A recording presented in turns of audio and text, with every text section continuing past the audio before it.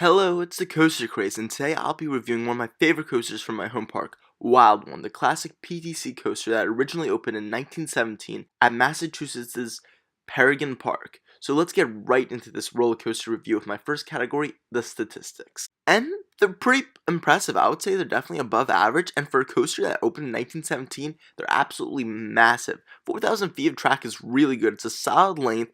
It's about 100 feet tall, so it has a big enough drop and the speed is pretty nice. It's in like the high 50s. So overall for this category, I'll be giving it a 3 out of 5. In the grand scheme of coasters, it is a bit above average. In terms of theming, Wild One kind of themed to itself in that in the station, there's various things signifying how old it is and the old history of it, which is very cool, but there's no real theming. But the scenery is very nice because it cuts the park in half, going horizontally, covers the entire park, interacting with other rides, including an awesome head chopper under the old school mountain facade.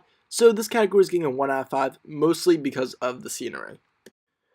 So Wild One has the standard PTC restraints plus an additional seatbelt. I'm not a big fan of seatbelts because they kind of hinder airtime, but the ride ups don't staple, so if you just allow a little bit of legroom, you'll still have plenty to get airtime. And the ride is mostly fairly smooth, though it is a bit rough, except in this place you're seeing right now, it gets super rattly going into the helix, and that helix can be a little bit painful. Most of the ride is kind of rough, but in like a kind of fun, old-fashioned one way. This part is a little painful, and overall I feel like it's gotten progressively worse over the years. It definitely has its good days and its bad days, so for this category I'm giving it a 3 out of 5. As seen on the park map, Wild One has a very traditional out and back layout with an additional helix at the end of the ride. So basically it just goes up, has a decently steep drop slightly to the right, goes into some airtime hills under the Skull Mountain facade, goes up into a turnaround, which is a double up.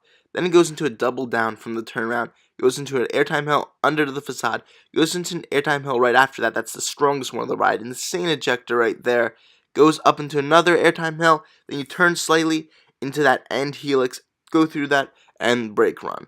Very simple layout, but very effective because it really is all about the airtime, and almost all the hills deliver, some especially well. Double up and double downs are nice features. I wish the helix was a little bit smoother, but overall, even though it's nothing special, this layout is super effective for what the ride does, so I'm giving it a 4 out of 5. Wild One is mostly not super intense, although the final helix, I will say, is a very intense moment because it's not super banky, you get a lot of lateral g-force.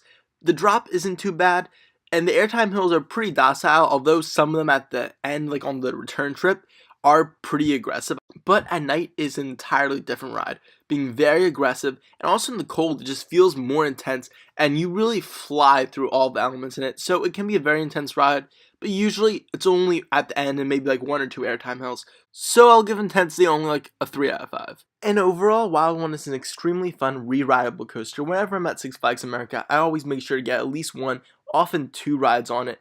Usually it's pretty smooth, although on its rough days it can beat you up a little bit, especially on that helix, which in recent years has always been very rough and the only non-enjoyable part of the ride, but it has very impressive ejector airtime, especially for a coaster over 100 years old. It's a very fun drop. It has a great sense of speed during the ride, some great head choppers during the scenic elements of it, like interacting with the Skull Mountain facade.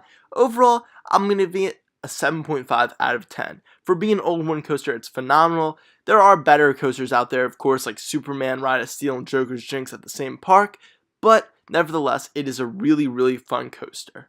So that wraps up my review of Wild One at Six Flags America. I hope you enjoyed this video, and before I end it out, I just want to make one quick announcement that in the little eye with the circle around it, in the right upper hand corner of your screen, there is a poll I made where I ask you 2 options about the future of my coaster reviews. The first one is like this, or all my previous reviews, where I just do different categories, talk about the coaster, give a score out of 5 for each category, then give my overall.